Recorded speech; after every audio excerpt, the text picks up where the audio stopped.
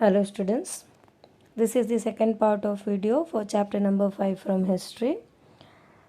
So in previous video we have learnt about the two style, that is Trabeate and Arcuate. Now in this video we are going to learn the new topic, that is building temples, mosques and tanks. So temples and mosques were beautifully constructed because they were places of worship. Most of the people used to visit to worship the god, so it was beautifully constructed.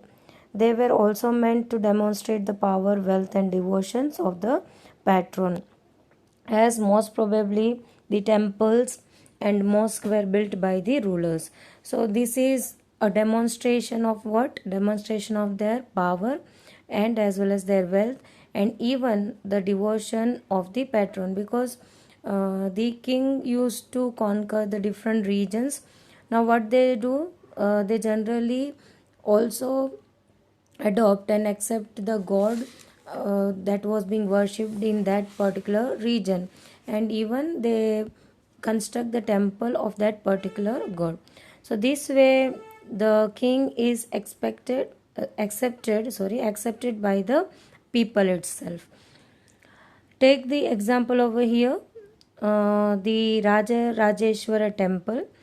An inscription mentions that it was built by King Raja Deva for the worship of his god, and God's name is Raja Rajeshwaram. Notice how the names of the ruler and the god are very similar. Raja Rajadeva and Raja Rajeshwaram. The god's name was Raja Rajeshwaram. So the both names, you can see it was similar to each other.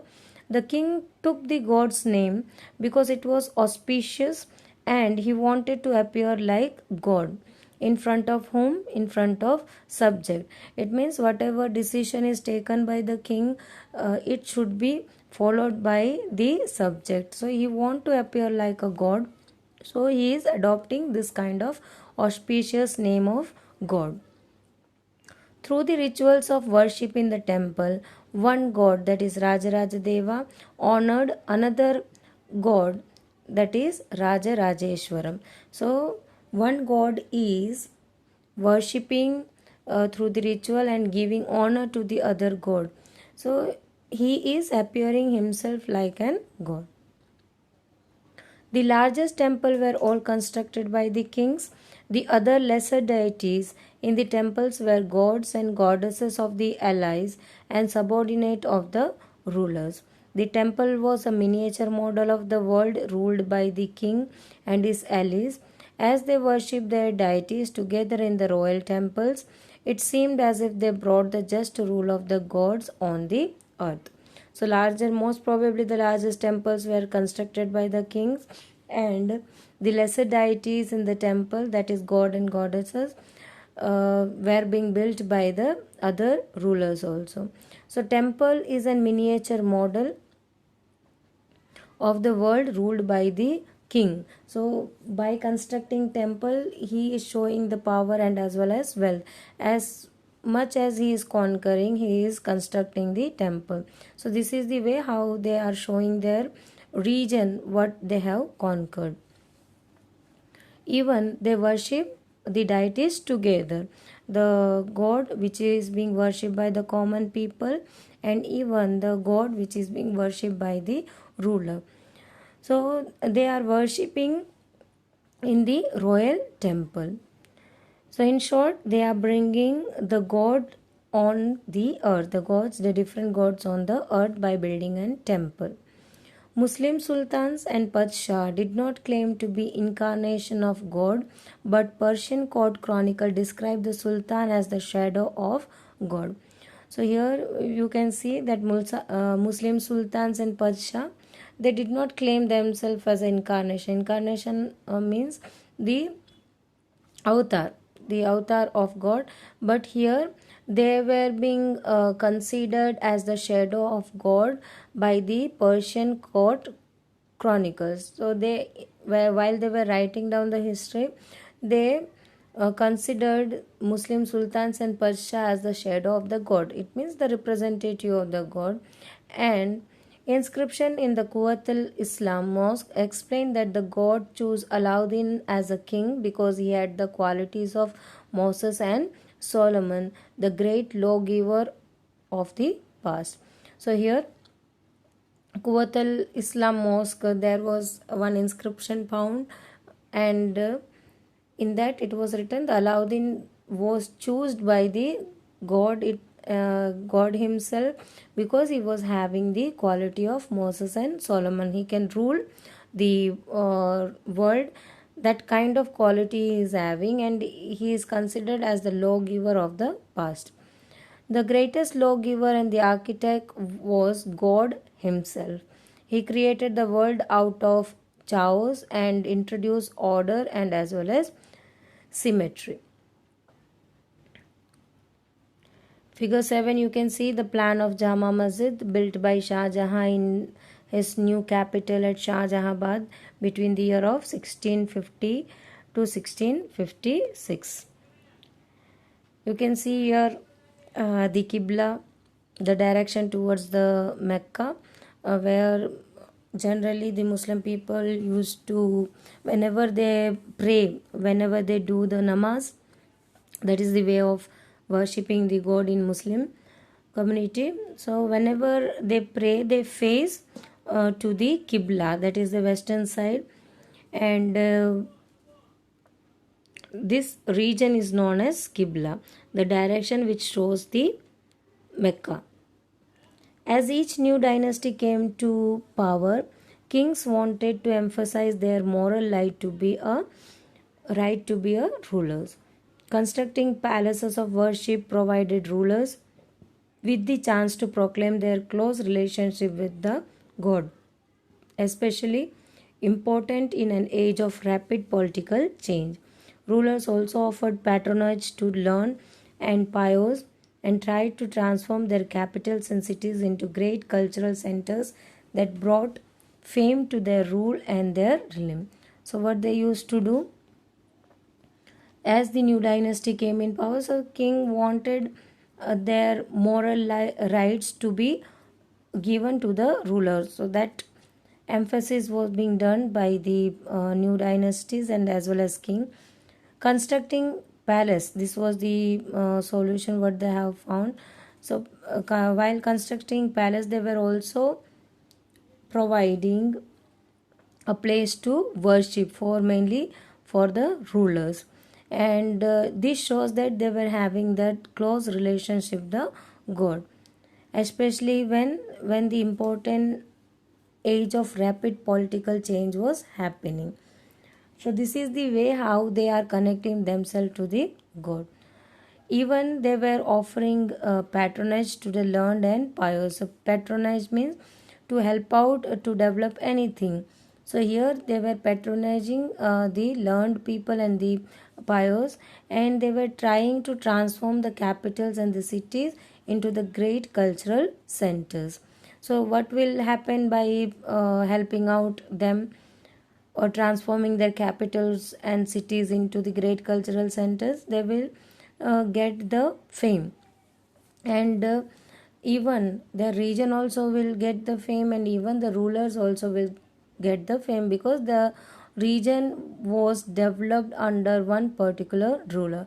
So as they were gathering the fame, then if they are conquering the other regions, then they are accepted by the common people. So this is the way how they are becoming famous, by providing the things what is needed by subject, or by developing the region which they have already conquered.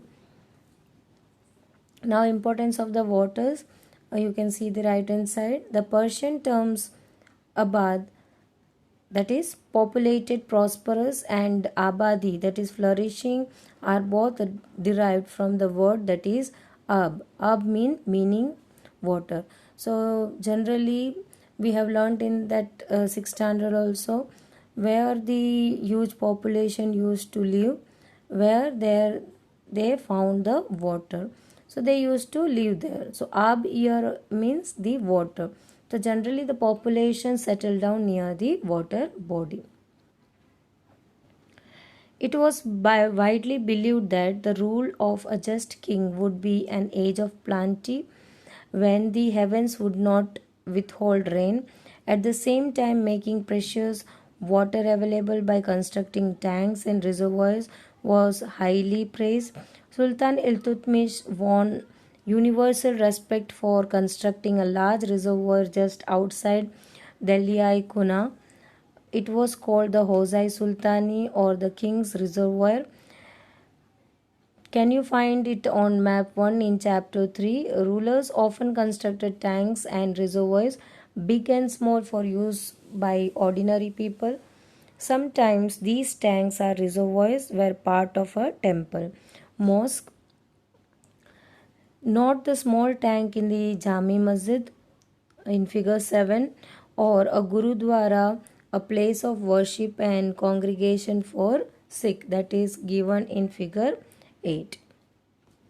So figure 7 you can see here the central portion. Here you can see that is given, this portion is having water and even showing the direction towards the Mecca. So this is the way how they were building up the water body. And here you can see the Gurudwara, and they were having also the water body nearby the worshipping area.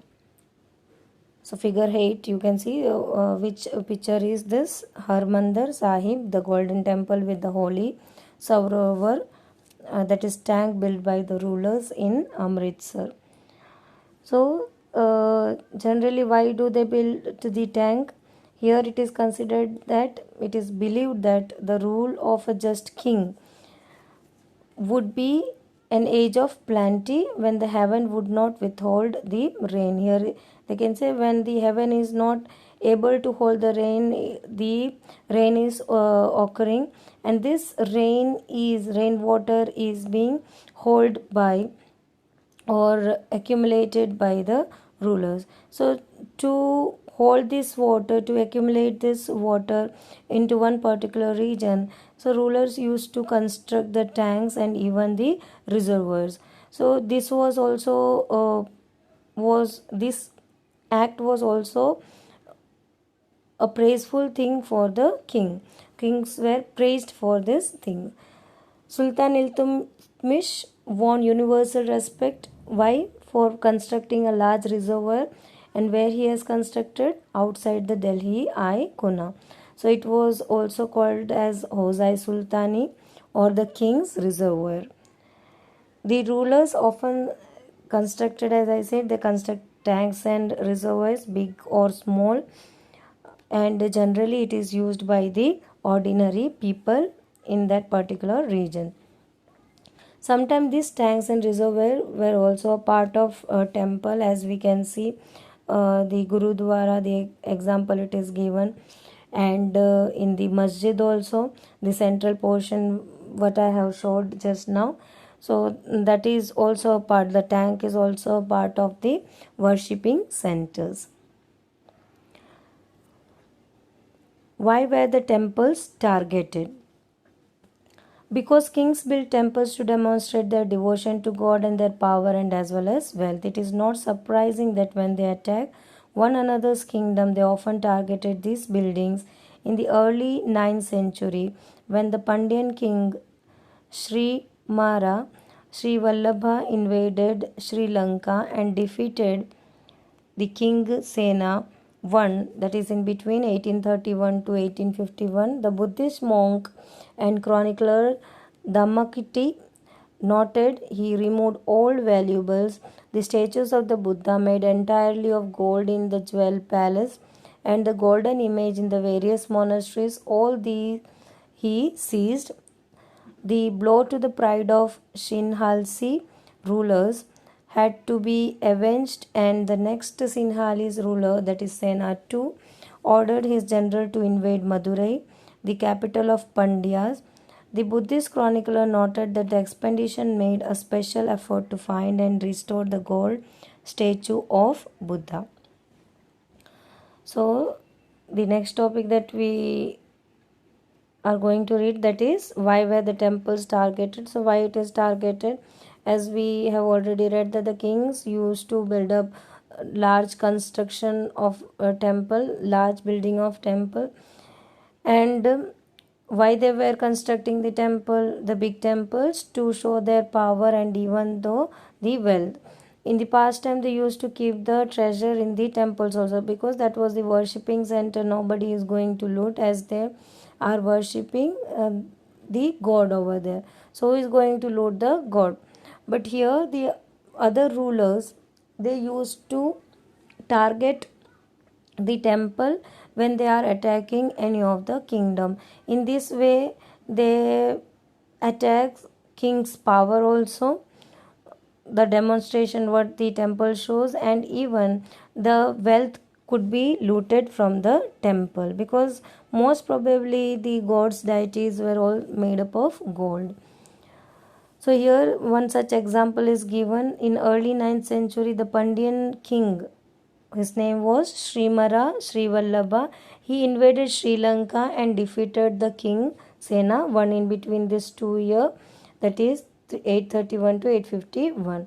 So about this incident, the Buddhist monk chronicler, his name was Dhammakiti, he has noted that, he has written about the incident, that the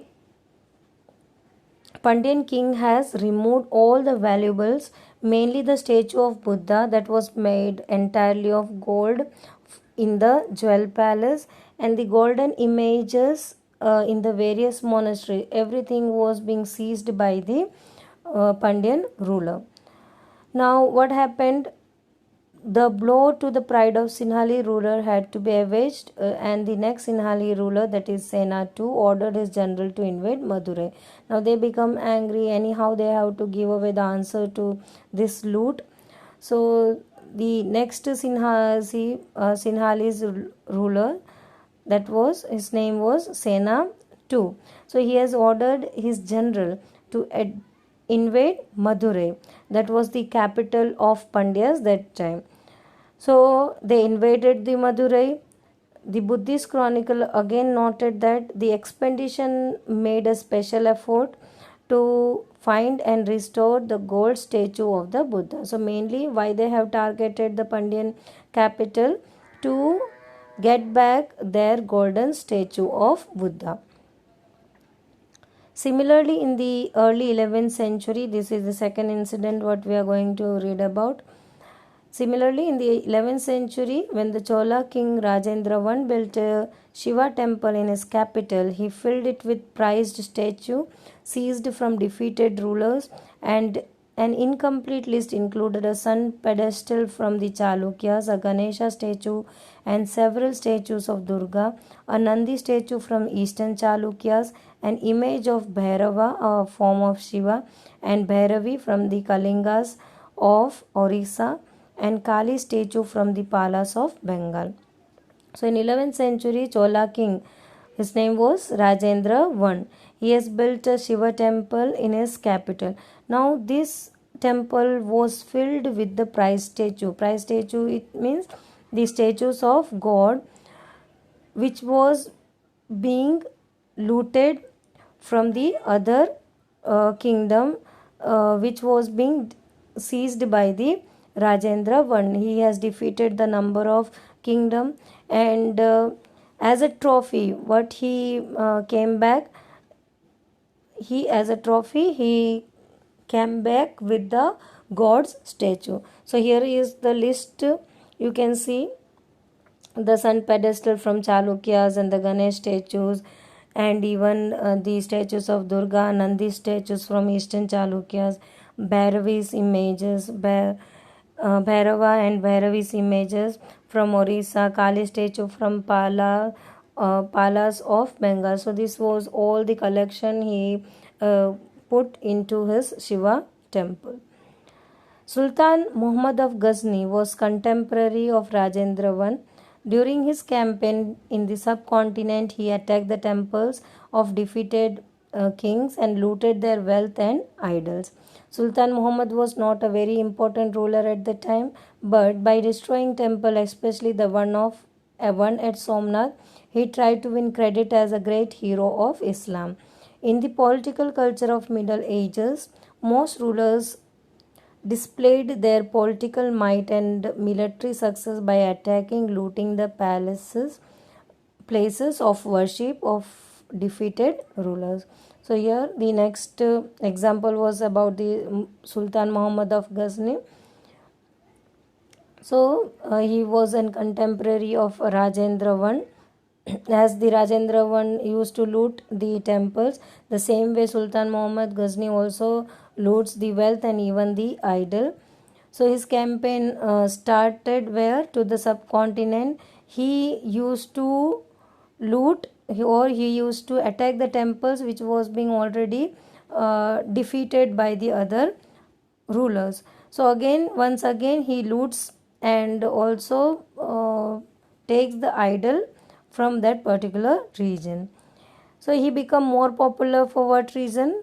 Because of the attack in Somnath. He has 17 times he has attacked the Somnath. For that he become the most popular ruler in the Islam. So he was considered as great hero. So in the political culture, you can say of the Middle Ages, most rulers displayed their political might and military success by how? By attacking and looting the places of worship of the defeated rulers. In this way, they were showing the power. So next we are having garden tombs and the forts that we are going to learn in the next video. You can see the figure 9. The Charbagh, the Mughal Charbagh, the Charbagh in Humayun's tomb, Delhi 1562 to 1571, Terrace Charbagh at Shalimar Garden, Kashmir 622 and 634, the Charbagh adapted as a riverfront garden at Lal Mahal Bari 1637. So what do you mean by Charbagh? That we are going to learn in the next video. Till then, stay tuned. Thank you.